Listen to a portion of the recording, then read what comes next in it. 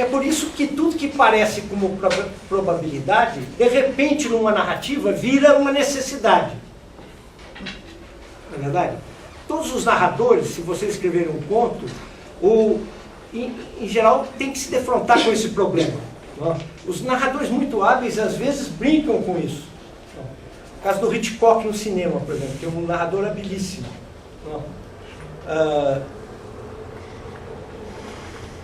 No Pacto Sinistro, um filme famoso do Hitchcock, você se lembra do Pacto Sinistro, do jogador de tênis? E o filme começa com uma série de metonímias de pés andando, não? Depois de linhas férreas, de trem, cruzando-se ou paralelamente se desenvolvendo. Então, os pés, a dança dos pés, as linhas, quer dizer, que são imagens de movimento ou potencialmente de movimento, como na linha férrea. Não? E depois, aí aparece o próprio Hitchcock tentando enfiar um rabecão dentro do trem. A dificuldade para... Aí se começa a narrativa e aparece um tenista, que é o Farley Granger com a namorada, não? E um sujeito que se senta e que propõe a ele, de repente, numa conversa, um crime duplo, em que ele poderia, esse sujeito, o proponente desse crime, disse para ele: bem, eu mato a sua mulher que está impedindo você casar com essa moça que eu sei que você quer casar, não? E você mata o meu pai, que está me incomodando na minha vida. E a partir dali se desenvolve uma trama férrea, a partir desta hipótese de ação. Não? Quer dizer, é colocado uma hipótese de ação e aí, imediatamente, o que parecia puro acaso, passos, linhas férreas, de repente se transforma num destino. Percebendo? Quer dizer, também aqui no caso do Yu Tsun, de repente ele transforma uma potencialidade de ato num plano e executa esse plano. Está determinado, isto se cumpre então segundo uma causalidade lógica férrea, uma necessidade. Tudo que se dá por essa necessidade que rege a construção do enredo. Quer dizer, ele vai cumprir isto até o final. Mas numa narrativa potencial como a da Tsui Pen, em que ele quer dar conta, então esta coisa se multiplica num labirinto. A ideia do labirinto é central porque ela traz a multiplicidade dos caminhos. Na verdade, no labirinto, o próprio labirinto como arquitetura já é uma narrativa. O que é o labirinto? É uma esquivança do centro, da busca. Na verdade? Quer dizer, o labirinto como construção é uma espécie de narrativa arquitetada. Não é isso? Porque há um centro e se dificulta a chegada ao centro, o objeto da busca. Quer dizer, o labirinto conta uma história de passos perdidos até o encontro do centro, que pode me redimir. Não é isso? Vamos dizer que o labirinto é isso. Mas o labirinto joga com as multiplicidades todas, com os caminhos que é possível inventar para impedir, pelo emaranhado, o acercamento ao objeto da busca. Não? É isso aqui. Quer dizer, na verdade, a aspiração do labirinto é a aspiração de todos os caminhos. Todos os caminhos possíveis para despistar a chegada ao centro. Ou seja, o labirinto aspira um infinito, ou um tipo de infinito. O que está em jogo no Tsui Pen e na construção da narrativa é a multiplicidade que é anúncio do infinito, ou seja, de uma série sem fim. O infinito no Borges é uma ideia recorrente desde o começo. Desde o começo ele coloca esse tema, que é um tema absorvente e dissolvente também, porque é uma ideia que nos aniquila. Quer dizer, o Yu Tsun tem esta sensação. Às vezes a tarde parece íntima, infinita. Ele sente uma interioridade assim. Mas quando ele diz que há uma multiplicidade de seres no ar, na terra, não sei mais aonde, quer dizer, ele está multiplicando possibilidades e está aterrado diante dessa multiplicidade de solvente. Quer dizer, e tudo que acontece, acontece somente a mim. A singularidade do indivíduo. Quer dizer, muitas vezes no Borges, como na Biblioteca de Babel, se coloca esse sentimento patético da perplexidade diante de uma multiplicidade que nos dissolve. Compreenderam? Aqui também isso se dá. E se dá numa forma de complexidade maior porque está ligada a uma concepção da narrativa, diretamente. Também na biblioteca há insinuações disso. Mas aqui diretamente porque há um projeto de narrativa que está incluso dentro da história, que é o romance que quer dar conta da multiplicidade temporal e, portanto, do infinito. O infinito nele é sempre um infinito indefinido, ou seja, é aquilo a que falta um termo, quer dizer, que falta um fim, é o que não acaba. Ele é sempre negativo por isso. E ele nunca é atual, ele é sempre potencial. Está sempre chegando a ser. Ele nunca é. O que quer dizer com isso? Que ele é muito diferente, por exemplo, da eternidade, do infinito temporal cristão, por exemplo. A eternidade que existe plenamente, uma duração infinita. Isto, ele nunca é o infinito do Borges, porque ele é uma série em aberto. Quer dizer, ele está sempre indo, mas nunca ele é totalmente, entenderam isso? E por isso ele é um infinito negativo, ou um falso infinito, se vocês quiserem. Mas, mesmo assim, ele nos dissolve. Quer dizer, o labirinto é uma sugestão disso. E todas as multiplicações, toda forma de multiplicidade é uma sugestão desse infinito dissolvente. O que está atrás, então, aí, é uma captação da sugestão disto, na teoria do Tsui Pen. Ele tem uma história que foi reproduzida no Aleph, de 2 reis e 2 labirintos.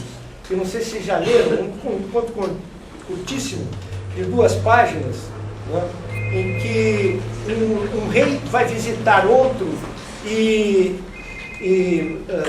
no Oriente, e vai visitar o outro, e aí ele é preso dentro de um labirinto. O sujeito fala, o rei hospitaleiro, que hospeda o outro, diz, não, eu tenho aqui uma coisa para você ver, e solta ele dentro de um labirinto.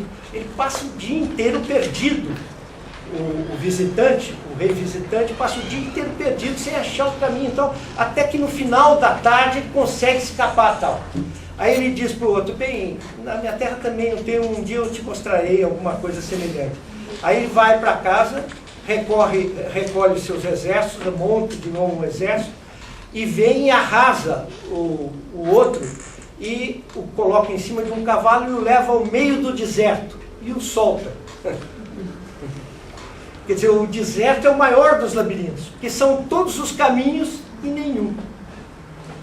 Entenderam? É onde se dá uma espécie, vamos dizer, de a total possibilidade. Todos os possíveis. Não? Quer dizer, cada vez que a narrativa escolhe um caminho, ela não abole o acaso. Um golpe de dados jamais abolirá o acaso. É o verso famoso do Mallarmé. Mas ela cria uma necessidade férrea a partir daquele instante. Quer dizer, na hora que o tenista entra na história do outro, ele não pode mais escapar. Ele vai até o final implacavelmente. E esta é a lei da causalidade narrativa. Numa construção desse tipo, todo elemento de detalhe tem projeção ulterior. Por isso o Borges, quando aprendeu a narrar, ele, nos anos 20 e 30, quando estava se preparando para escrever os contos, ele prestou atenção a uma série de coisas. Em alguns narradores, que eram os preferidos dele, tipo o Stevenson, Robert Louis Stevenson, o escocês, o cinema, o Joseph von Sternberg, que fazia uns filmes de gangster metonímicos, muito complexos no começo, antes da descoberta da Marlene Dietrich. Ele fez uns filmes notáveis, construídos por pequenos detalhes que montavam quadros complexos, né? E o Borges era um admirador do sistema de... Então ele formula essa ideia num dos ensaios da década de 30, A Arte Narrativa e a Magia. Ele formula a ideia de que em todo relato cuidadoso, ou melhor, em um relato cuidadoso, todo episódio é de projeção ulterior, quer dizer, tem consequências depois, porque a construção é causal. Se eu introduzo um elemento, ele tem que funcionar depois. Quer dizer, essa é a regra geral da coisa. Vocês estão vendo que a teoria do Tzu Pen, na verdade, lida com a questão de como dar conta de todos os possíveis, como liquidar com o acaso e como transformar tudo em construção férrea. É um projeto mirabolante, uma espécie de projeto absurdo, que é o limite do nosso ponto, desse ponto de vista. Esta ideia é ao mesmo tempo atraente e aniquilante. E o Borges viveu o sortilégio dela durante toda a obra. Quer dizer, o Jardim de Veredas que se bifurcam é uma espécie de anúncio de que esse problema é um problema terrível para ele, que ele vai ficar preso aqui. E, de fato, muitas e muitas vezes ele voltará, né, a situações semelhantes, como se a narrativa não pudesse escapar, né, desse tipo de perseguição, né? E muitas vezes a imagem concreta do labirinto será um motivo recorrente, né? Não é só a Casa de Astério, que é um conto famoso do Aleph, ou as ruínas circulares das ficções, né, em que o labirinto aparece, inclusive a evocação do Minotauro e a questão de Creta tal, reaparecem. Mas em outros contos, né, tem um conto famoso do Aleph, que é meio policial também, que é a história de um labirinto, do Aben Hakan, o Bokhari, que é um conto notável, em que é um labirinto gigante, em que aparece uma linha reta, né? E aí ele cita uma frase do Nicolau de Cusa, que diz que toda reta, na verdade, é uma curva de um círculo infinito. É uma questão de escala. Quer dizer, o que envolve o universo, obviamente, todo o tempo, porque não há retas, porque toda reta, numa escala imensa, é uma curva. Quer dizer, essa ideia de construção é uma ideia que o tenta e volta de forma recorrentemente. Pois bem, então o nosso conto coloca essas questões que são questões limite para a narrativa. De certa forma, ele é um pensador dos limites da narrativa. E desde o princípio, vamos dizer que o relato se encontra, né, com seus próprios limites e se pensa a si mesmo. Né? O Otávio Paz, a uma certa altura, disse: o Borges construiu uma obra que é uma reflexão sobre o vazio da obra, né, sobre o limite de si mesmo. Né? Quer dizer que isso pintava apontava desde o começo da narrativa, porque ele estava se colocando grandes questões que levavam a narrativa a pensar-se a si mesma. O policial e o fantástico, que são gêneros preferidos dele, não, levam isto, porque o fantástico é quase sempre uma espécie de quintessência da literatura, na medida em que ela coloca... A literatura fantástica existe porque ela coloca o como ser da ficção. Vocês aprenderam, já devem ter aprendido pelas teorias críticas, que a ficção gira em torno de uma hipótese de mundo, de um como se fosse. Né? O ato imaginário que instaura a ficção é um como se fosse. Quer dizer, o fingimento da ficção é como se fosse real. Né? Vamos dizer, o Don Quixote é um ser como se fosse. Né? Esse é que instaura a personagem literária. Né? São hipóteses de ser, que às vezes parecem com os existentes. às vezes se distanciam, mas são hipóteses de ser. Também a ficção é isto, né? Quer dizer, se coloca sempre com coisa. Então, desde o princípio, a narrativa é pensada e discutida como uma hipótese de ser. Pois bem, fica ainda uma questão. Qual é o passo dentro da história para que o sinólogo descubra que o labirinto e o livro são a mesma coisa? Vocês se lembram?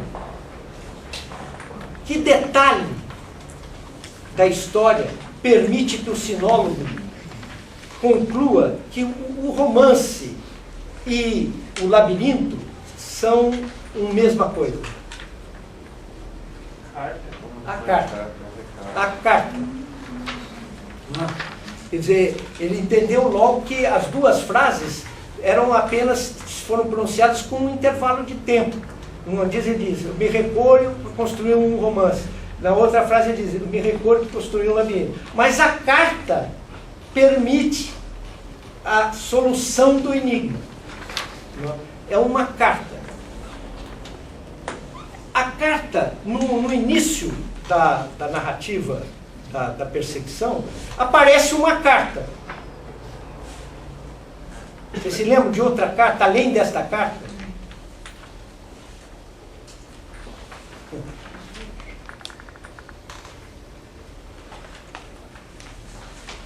Uma carta que ele leva no bolso? Que ele leva no bolso. Quando ele vasculha o bolso, ele revisa o bolso dele, ele acha um revólver, uma corrente, algumas moedas, uma caderneta e uma carta que ele devia rasgar e que ele não rasga. Que carta é essa?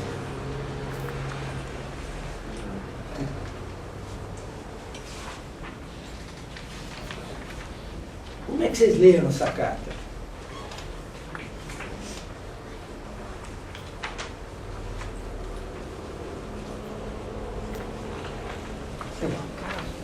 Uma carta problemática, não? Será a carta final?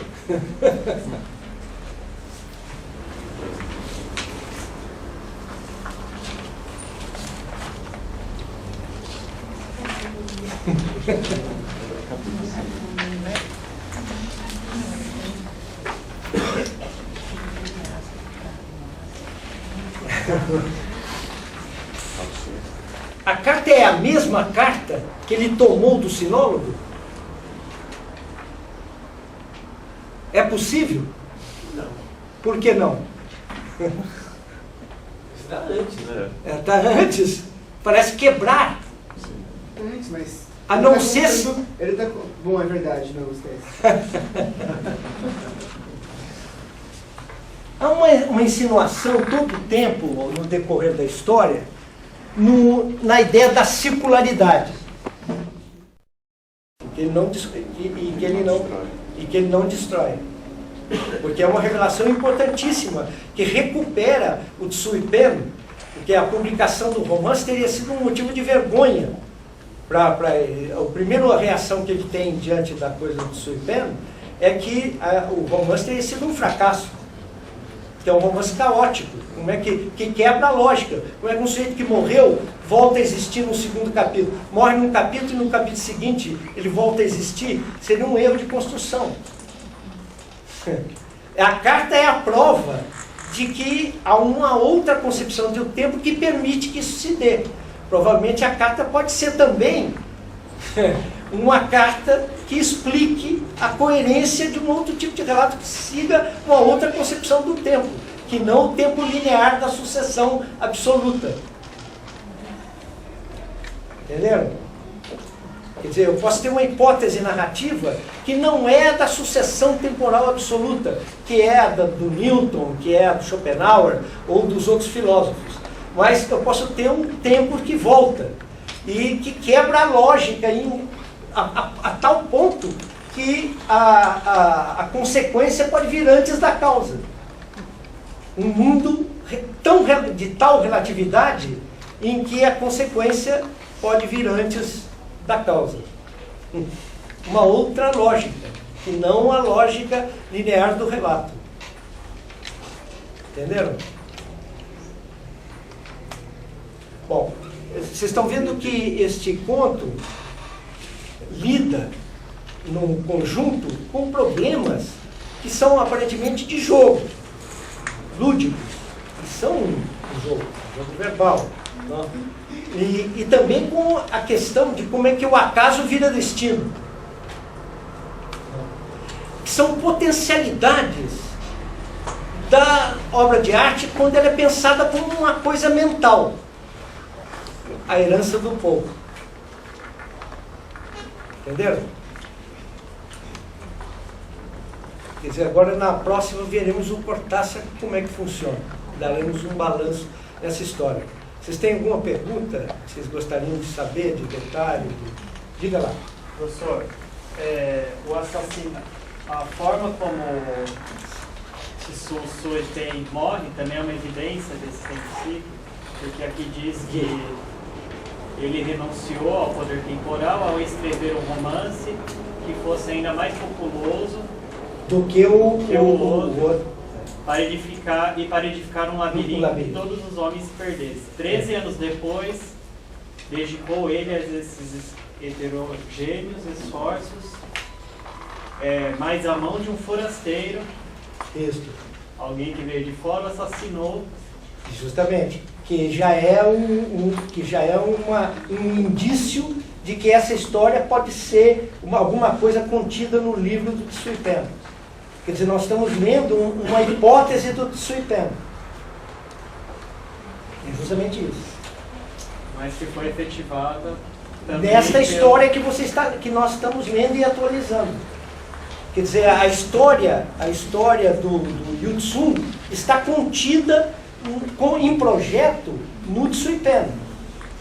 Porque ela dá conta de todas as possibilidades do acaso e resolve em determinação. Quer dizer, vamos dizer que o Yu Tsung está vivendo uma possibilidade criada pelo Tsuipem. Vocês podem dizer, bem, mas isso é a consequência de toda a descendência. Não é verdade?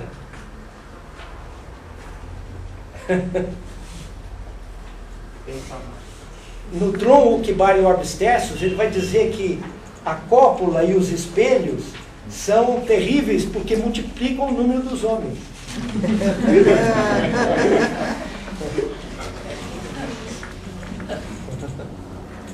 Que é o problema, não é verdade? A descendência cria o infinito, a multiplicidade. Na descendência, na questão da descendência já está o problema da multiplicação infinita, ou seja, da pululação. É curioso que os chineses tenham se prestado a isso, né?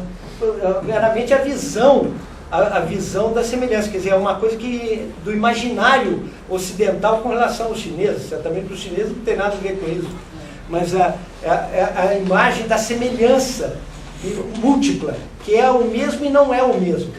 Os ciclos análogos, né? Cada descendência cria uma analogia que não é exatamente o mesmo, mas é parecido. Né? Quer dizer, o tempo cíclico, em geral, a teoria mais forte é a do tempo cíclico que cria ciclos semelhantes, mas não idênticos. Não é que volte o mesmo, exatamente o mesmo. Voltam coisas muito semelhantes. A descendência é isso. Então vamos dizer que o labirinto máximo e o maior segredo é que a história que a gente está lendo aparentemente está contida no projeto que é discutido no interior, no enigma central do relato.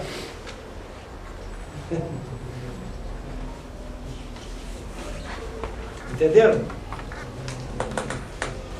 Diga lá. Isso que me evocou um outro conto do Érico Veríssimo, Sonata. Sim. Sei.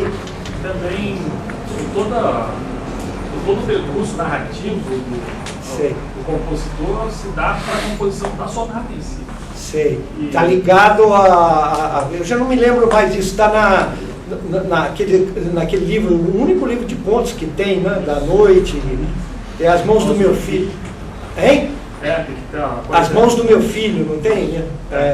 Eu me lembro disso, mas eu li há muitos Na anos. ocasião, no conto, Sei. ele busca a inspiração por uma sonata. Sim. E um dia, numa biblioteca, ele encontra um anúncio, mas ele preferiu ler anúncios de 30, 40 anos atrás. Sei. E alguém precisava de um professor de piano. E ele imagina, será que ela ainda precisa? E ele desce e vai para o endereço. E aí, como a estação do ano é uma estação que vai principiar o inverno, Sei. há toda uma, digamos assim, um ambiente que não é mais claro, tudo vai numa Sei. penumbra, e ele vai lá, bate na porta e a aluna está lá, e ele compõe, e ele acaba compondo a sonata para ela. Então, a Sei. questão é que ele volta dessa viagem do tempo um dia, Sei. e no futuro real, Da narrativa? presumivelmente, ele encontra no túmulo do cemitério, no caso o túmulo, lá no cemitério daquela Adriana, para quem ele escreveu a composição. A composição da sonata. Isso. E ele acaba É um descobrindo. retorno também de... Não, só que a composição que ele escreveu para ela, a filha mostra para ele. E aí envolve diretamente a coisa da descendência. É um labirinto Quer dizer, temporal um também. ponto é muito melhor que acho que um resumo assim, então. Claro, mas se sente a proximidade do jogo temporal. Né? E no final de tudo, a primeira leitura, a leitura superficial, parece uma viagem no tempo de alguém que realmente escreveu um ponto lá atrás e encontrou aqui na frente. Mas ele dá indício de que são peças da sonata que ele quer escrever. Claro. E as fases, né, as partes, o músico lê muito melhor, eu não sou músico, mas há muitas evidências de explicação das fases da música. Da música no coisa. Muito interessante. Então, Eu relevo esse esse ponto. aqui identifiquei, ao mesmo, digamos, a natureza da narrativa Sei. muito próxima. Boa mesmo. Vou tentar reler esse ponto, porque é muito interessante o que você está dizendo. E certamente há muitos pontos em que há labirinto temporal. Quer dizer, vocês sentem nessa construção do Borges vamos dizer, o estímulo de imaginação que é, né? Quer dizer, porque isso dá o que pensar. Vamos dizer, essa novidade, quando apareceram esses pontos de ficções, era uma novidade extraordinária, né? E as pessoas ficaram... Você imagina, vocês abrem um livro, então, a primeira história de ficção é o Tron. Os espelhos e a cópula são abomináveis porque aumentam ou multiplicam o número dos homens. Quer dizer, é uma frase chocantíssima.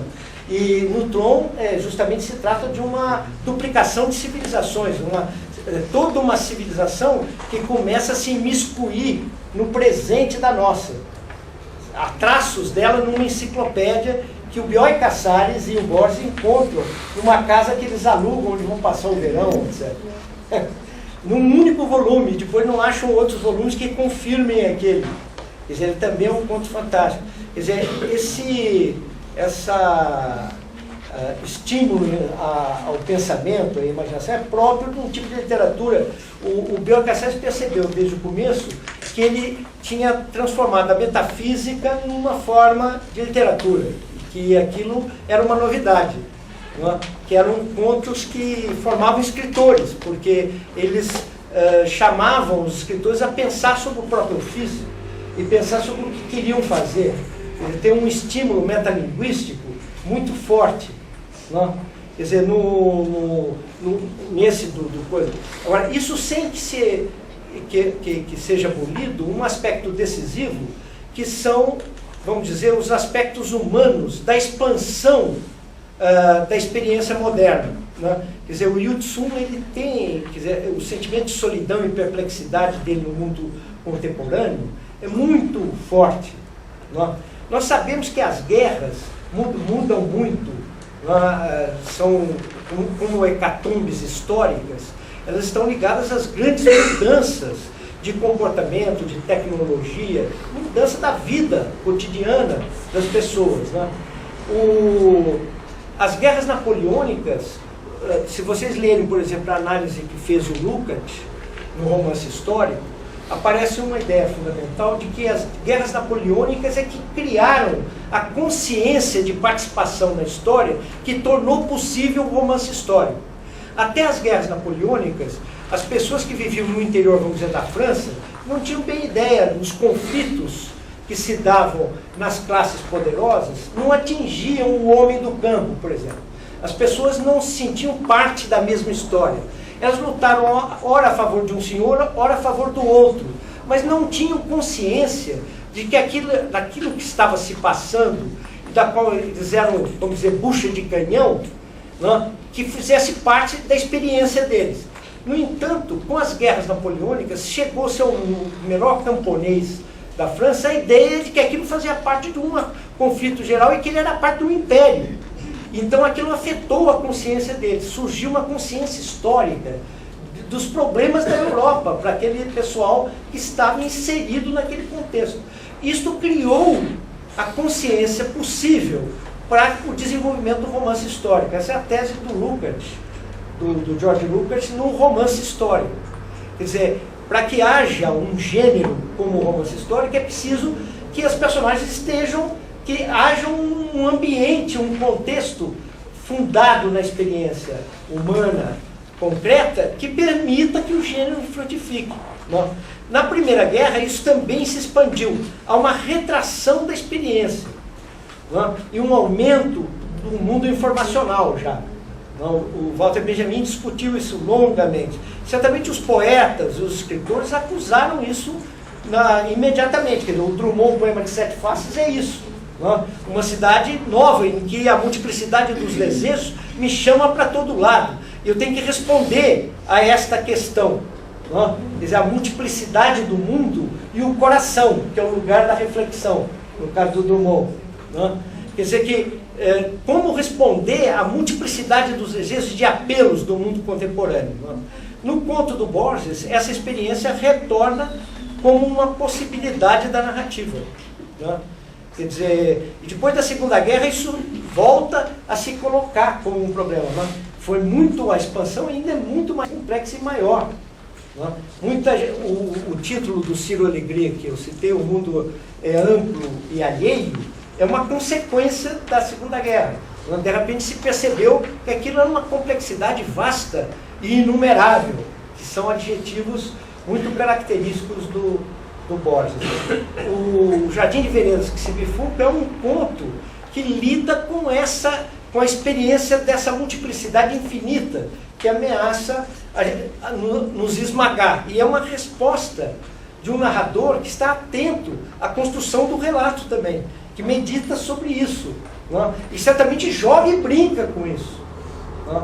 Aparentemente nós estamos lendo uma possibilidade de um chinês do século XVIII que inventou o romance total, né? Que dê conta do caos universal, das múltiplas possibilidades ao mesmo tempo. Né? O conto que a gente lê é a realização de uma possibilidade disso. Né? Certamente é uma ordem do tempo. Né? E certamente há junto com isso uma ideia de que o tempo não é sempre uma sucessão linear. Quer dizer, nós estamos diante de uma nova concepção do tempo que está dentro do relativismo da filosofia contemporânea, que surgiu por aí e que vem, que possibilitou descobertas da física e de outros aspectos da cultura contemporânea. Né? Quer dizer que no ponto dele tem uma brincadeira a sério, como todos os jogos, né, com isso. Quer dizer, ele executa possibilidades de uma matéria que estava surgindo na época em que ele começou a escrever esses contos. Professor, Diga. estou pensando aqui nessa sensação que a gente tem às vezes de tropeçar numa coisa do texto, assim. Sim. No primeiro momento passa meio despercebido, aí você volta E choca. E aí eu estava pensando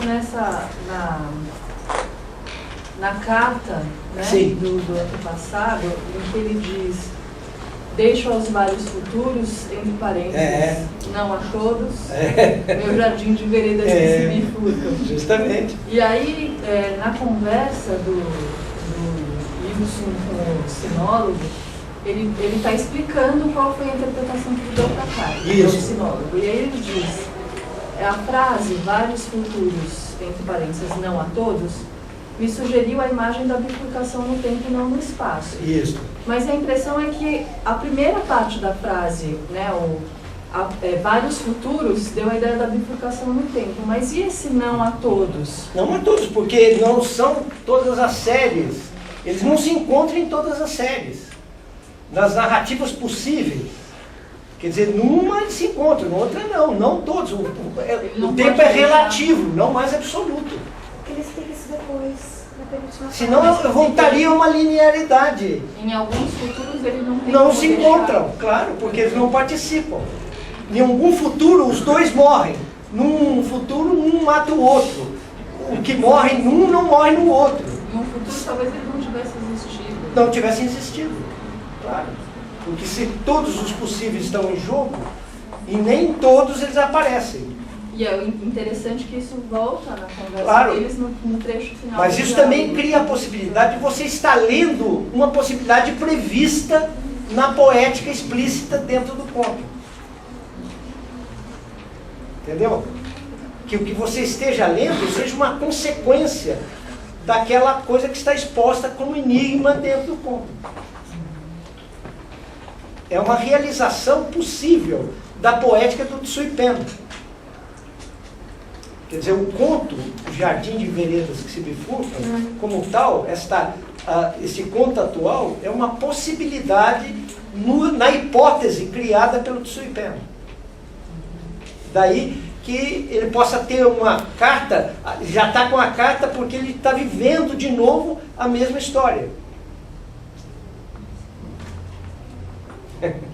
É que nós estamos tão aferrados à sucessão temporal, que no primeiro momento, que o impacto de sugerir temporalidades, mas quando a gente pensa na nossa realidade, nas Américas, na realidade brasileira e tal, nós sabemos que tem coisas que são do passado remotíssimo e coisas de um futuro que nós nem conhecemos para onde vai.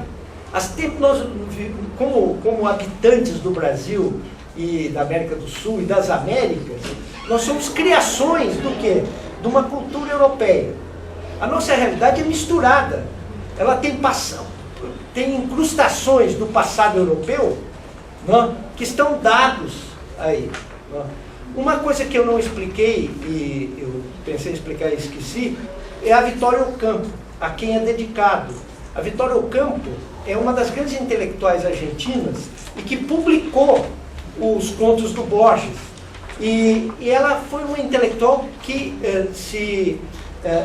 ela escreveu, é uma ensaísta, escreveu uma série de testemunhos. Ela começou com um livro sobre de Francesca a Beatrice, que é um estudo sobre as mulheres de Dante, Francesca da Rimini a Beatriz.